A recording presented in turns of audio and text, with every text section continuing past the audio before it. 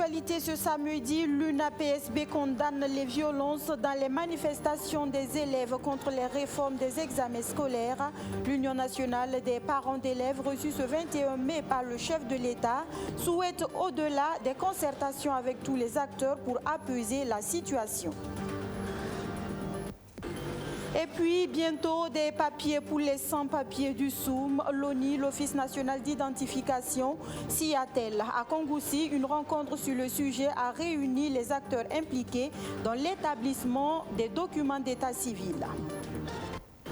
Et enfin, le soutien des Sénégalais aux Palestiniens. Ce vendredi, quelques 2000 Sénégalais ont battu le bitume pour témoigner leur solidarité aux Palestiniens dans la confrontation des derniers jours avec Israël. Voilà pour le sommaire. Mesdames, Messieurs, bonjour. Vous faites bien de nous choisir pour vous informer.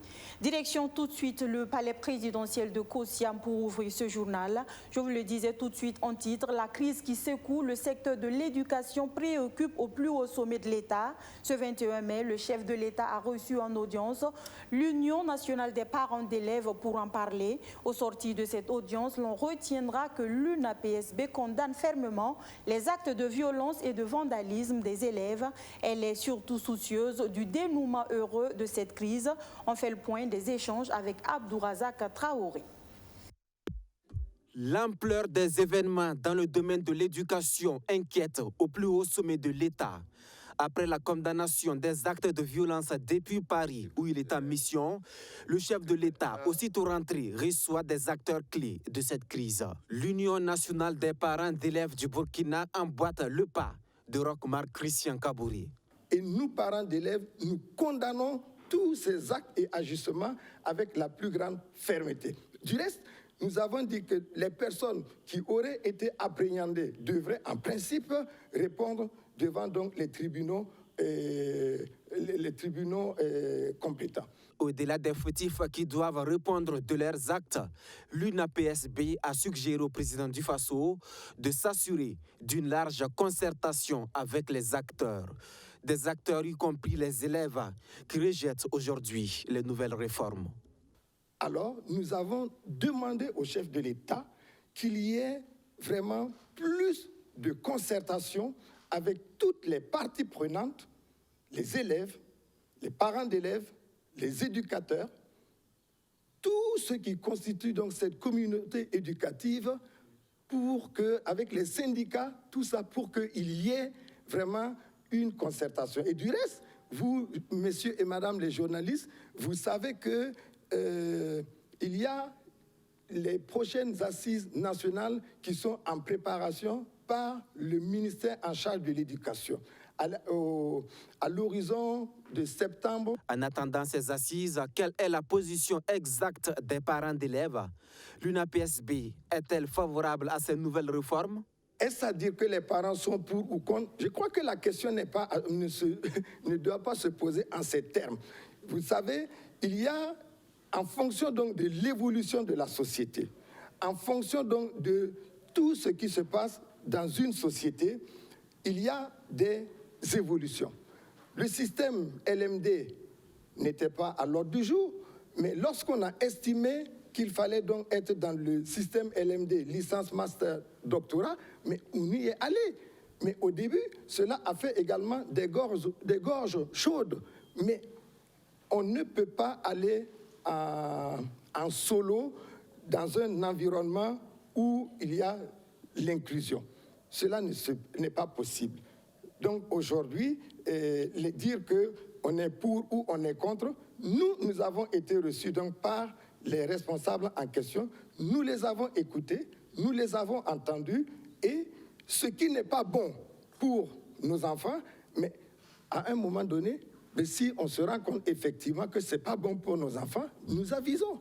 Accusée d'être attentiste dans cette crise de l'éducation, l'UNAPSB réagit. Elle s'inscrit en faux et rappelle sa conférence animée en avril dernier et son communiqué suite au décès d'une élève lors des manifestations à Kongoussi. Avec le chef de l'État, il a également été question de l'élection du président de l'UNAPSB par ses pairs à la tête de l'Internationale des parents d'élèves. Hector Ouedraogo en est le tout premier président et sera investi le 28 mai prochain à Ouagadougou en présence d'une cinquantaine de ses pairs. Sur cette crise, on apprend que si Ouagadougou connaît une certaine accalmie ces derniers jours, à Koudougou, la situation reste tendue du fait du non-respect du mot d'ordre de grève par certains élèves qui n'approuveraient pas ces dernières manifestations. Comme vous pouvez le voir sur ces images, une crise qui secoue vraiment le secteur de l'éducation. Voilà des conséquences des actes de vandalisme et des courses-poursuites entre les forces de défense et les élèves. On y reviendra plus en détail au cours de nos prochaines sessions d'information. Mais en attendant, dans le domaine de l'éducation, justement, l'État peut compter sur l'engagement d'acteurs privés comme l'association de jeunesse pour l'épanouissement des enfants et des adolescents. Cette association a, au cours de l'année écoulée, aidé à la scolarisation de plus de 200 élèves du primaire des arrondissements 6 et 7 de Ouagadougou, sans compter son engagement aux côtés des élèves dans la lutte contre la Covid-19. C'est ce qui ressort, entre autres, du bilan 2020 des activités de l'association dressée ce jeudi en présence de Madina Sienou qui nous en dit plus. L'association de jeunesse pour l'épanouissement des enfants et adolescents engagée pour la promotion de l'éducation au Burkina Faso. En 2020, elle a parrainé 250 élèves du primaire, octroyé des kits scolaires et des kits de protection contre la Covid-19 aux élèves démunis. Ce sont là quelques activités menées par l'AGEA au profit des élèves des arrondissements 6 et 7 de Ouagadougou en 2020. Le bilan a été positif parce que nous avons eu quand même le soutien de différents partenaires comme vous avez vu. Vraiment, on a eu à soutenir les enfants dans le kit scolaire, le parrainage des enfants à l'école. Même aussi, on a soutenu les enfants au niveau des vivres, voilà, par les dons, les différents dons de différentes ONG. Nous avons vu que soutenir ton prochain d'abord, déjà pour son épanouissement était bien fait, surtout l'enfance et l'adolescence. C'est là-bas vraiment que nous voyons aujourd'hui que nous devons les accompagner dans l'épanouissement pour préparer la société de demain. Le bilan des activités est jugé satisfaisant et pour l'atteinte des objectifs à venir, l'association peut compter sur le soutien des partenaires, notamment la mairie de Frangy en France. Si je suis là, ce n'est pas que de la représentation, c'est pour créer une continuité, bien sûr qui s'accompagne avec des moyens financiers. Donc, nous allons réfléchir ensemble comment nous pouvons accompagner d'une façon financière. C'est un peu mon rôle politique au niveau de l'association. Moi, je suis le parrain politique qui est là pour soulever, mettre en place des fonds et faire rencontrer les gens ensemble, les gens qui comptent, et qu'il y ait quelque chose de périn. On ne vient pas ici faire un coup d'éclat, un one-shot, comme on dit. On vient ici pour la durée. La question de l'éducation est une affaire de tous les Burkinabés, selon le ministère en charge de l'éducation nationale. Cet engagement de l'AGEA dans ce secteur est donc salutaire. L'éducation est un processus de renouvellement de la race humaine depuis les temps anciens. Initialement confié aux familles dans un monde clos, nous sommes aujourd'hui dans un monde ouvert où de plus en plus la société civile joue un rôle très important. Et de ce point de vue, au regard du bilan qui a été dressé, nous sommes tout à fait satisfaits de ce que l'AGEA fait. Il occupe sa place dans l'univers des structures de l'éducation. L'association de jeunesse pour l'épanouissement des enfants et adolescents a été créée en 2011. Depuis 10 ans, cette association travaille à améliorer l'accès au droit à l'éducation préscolaire, primaire et post-primaire au Burkina Faso, à créer des centres d'éveil et d'éducation et surtout à soutenir la scolarisation des jeunes, convaincus qu'ils sont l'avenir du Burkina Faso.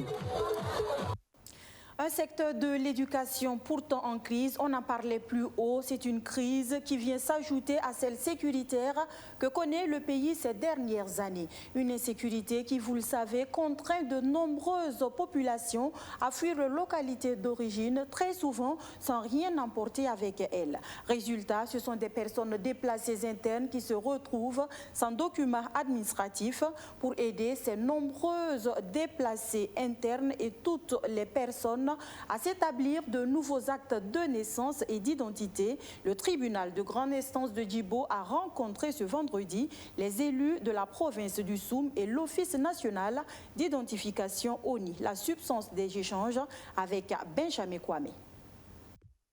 Baraboulé, Nassumbu, Djibo ou encore Arbinda, des localités de la région du Sahel. Des populations de ces zones qui ont dû quitter leurs concessions à cause des attaques des hommes armés non identifiés ou encore confrontés à des crises communautaires. Une fuite précipitée qui ne permet pas d'emporter avec eux certains documents administratifs comme des extraits de naissance et des cartes nationales d'identité. Cette situation a entraîné le cambriolage de certaines mairies, préfectures où sont stockés les registres d'état civil. Et il y a certaines de nos populations qui se sont déplacées vers le chef-lieu de Djibo. Et dans leur déplacement, ils n'ont apporté aucun document. Alors, il faut nécessairement établir les actes d'état civil pour ces personnes.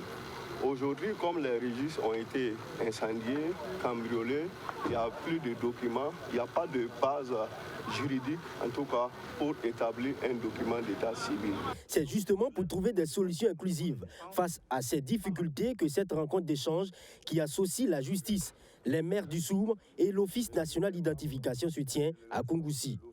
Face à ces difficultés auxquelles nous sommes périodiquement et quotidiennement confrontés, nous sommes sollicités aussi bien par les maires, par les tribunaux, par les chefs de circonscription administrative, à l'effet de trouver des solutions pour ces personnes qui ont tout perdu en matière de documents d'état civil. C'est pourquoi nous avons opportunément saisi l'occasion de cette rencontre pour échanger principalement avec les acteurs du Soum, qui constitue l'une des provinces les plus particulièrement impactées par le phénomène terroriste et la question des déplacés internes, pour qu'au sortir de cette rencontre, nous puissions arrêter les meilleures procédures, les meilleures manières qui nous permettent à la fois de conserver la sincérité et l'authenticité de notre base de données d'identification nationale qui compte environ 14 millions de personnes. Il se trouve que certains déplacés internes ont déjà entrepris des démarches pour obtenir de nouveaux actes de naissance, portant en leur identité dans la base de données de l'ONI. Alors, une autre difficulté. Il se trouve que des personnes qui ont tout perdu, y compris les actes de naissance, refont d'autres actes de naissance et reviennent vers l'ONI et du coup sont bloqués parce que le système les considère comme étant frauduleux. Quelle est alors l'alternative? Il faut alors que de façon transversale, les ministères et les départements qui sont chargés de la question, notamment le ministère de l'administration territoriale, le ministère de la justice et bien sûr l'Office national d'identification et en collaboration avec le ministère de l'action humanitaire pour qu'on trouve un mode opératoire spécial, dérogatoire, légal, qui nous permette d'assurer la sincérité de notre base de données. Des solutions qui pourront sortir de ce cadre d'échange, des actes de naissance et des cartes d'identité transitoires, une manière de prendre en compte tous les déplacés, mais aussi soulager toutes ces populations qui se trouvent dans cette situation d'établissement d'actes d'état civil. Le travailleur social appelé à épauler le gouvernement dans la prise en charge adéquate de ces déplacés internes, il en est conscient. À l'occasion justement des 48 heures du travailleur social, les réflexions sont axées sur les stratégies à élaborer pour une meilleure assistance des plus du million de personnes déplacées internes. Madina Sienou. Le Burkina Faso compte à ce jour plus d'1 million de déplacés internes. Des personnes vulnérables qui ont besoin d'assistance. Conscients de cela, les élèves stagiaires de l'École des cadres supérieurs en travail social placent au cœur de leur journée la prise en charge des personnes déplacées internes sur l'ensemble du territoire national. Il s'agit pour ces étudiants de réfléchir aux stratégies à mettre en place en vue d'aider le gouvernement à relever le défi de la gestion de ces personnes vulnérables. Nous avons axé le thème sur les personnes déplacées, intitulé « Stratégie de prise en charge des personnes déplacées internes, défis et perspectives », parce que nous sommes face aujourd'hui à un problème d'attaque terroriste et les populations sont éprouvées. Il y a un déplacement massif donc, de populations à travers le territoire national. Et c'est vraiment un moment pour nous de réflexion pour voir quels sont les défis, quelles sont les stratégies qu'il faut mettre en œuvre pour pouvoir aider les personnes déplacées à notre sortie de l'école. Quand vous êtes une personne et que vous êtes chez vous et qu'un jour vous vous voyez contraint de quitter chez vous en laissant tout, quitter chez vous pour partir dans un horizon inconnu, sans savoir qu'est-ce qui va vous arriver là-bas.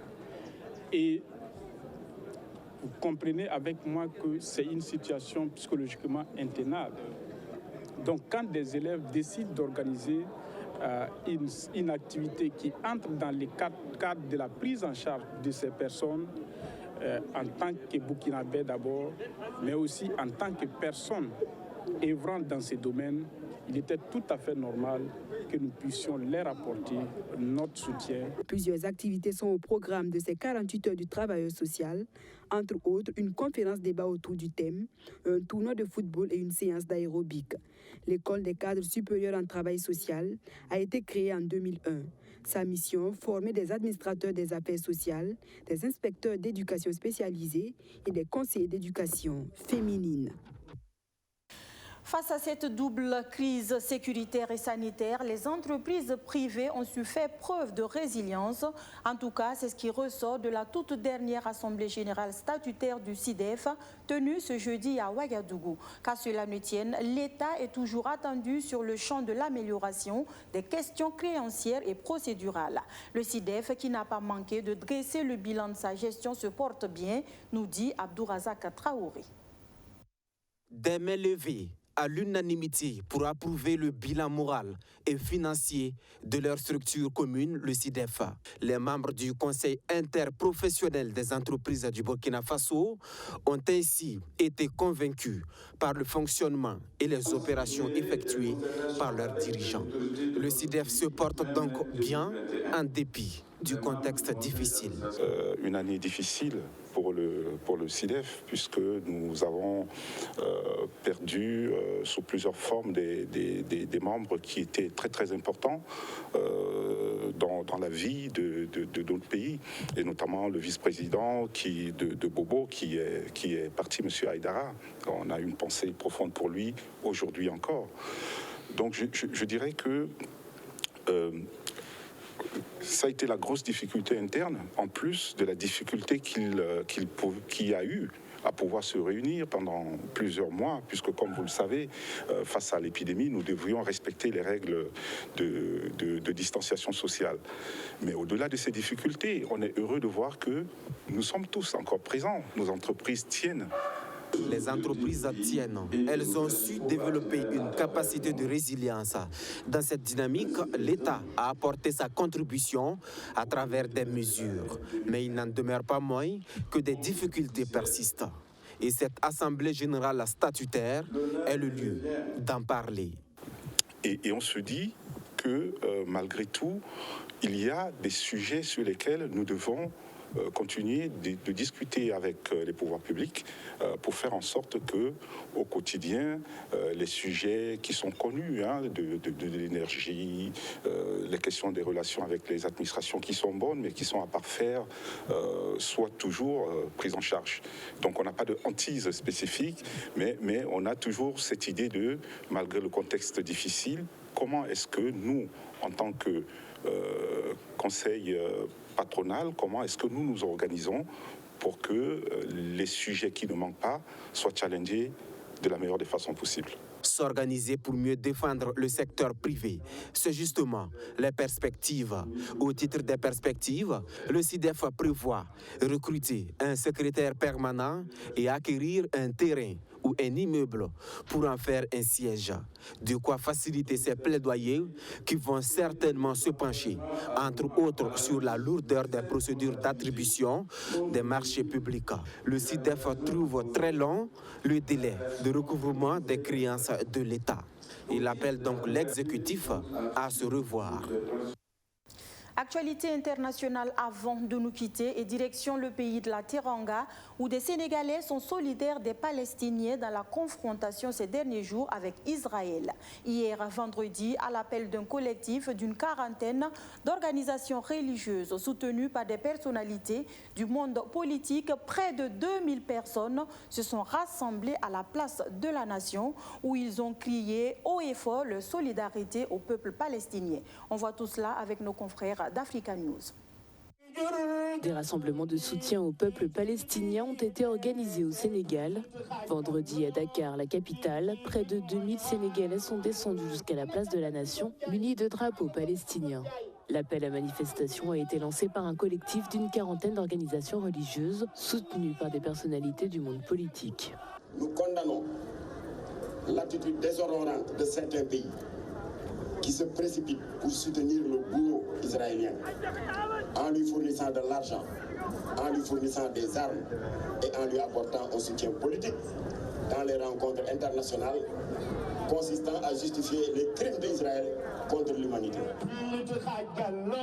Musulman à près de 95%, le Sénégal soutient historiquement les Palestiniens sur la scène internationale. Le pays avait d'ailleurs coparrainé la résolution du Conseil de sécurité qui condamnait la colonisation israélienne des territoires palestiniens.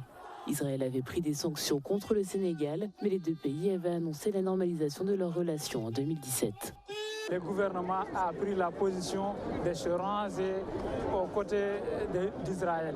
C'est ce que nous n'acceptons pas parce que nous considérons que l'Israël est en train de faire l'impérialisme à la Palestine et à la complicité manifeste de la communauté internationale. Face à la montée des violences, le président Macky Sall a lancé la semaine passée un appel à la désescalade en réaffirmant son attachement à l'avènement d'un État palestinien viable coexistant avec l'État d'Israël. Une partie de l'opinion sénégalaise, mais aussi l'ambassadeur de l'État de Palestine dans le pays, aurait préféré une prise de position plus ferme. Voilà des peuples frères en islam qui se soutiennent. Mesdames, Messieurs, on s'arrête là pour les actualités de la mi-journée sur BF1. Merci de votre fidélité renouvelée. J'ai été très ravie d'être en votre compagnie tout le long de cette semaine. Toute l'équipe technique et rédactionnelle se joint à moi pour vous souhaiter de passer un agréable week-end. Bonsoir.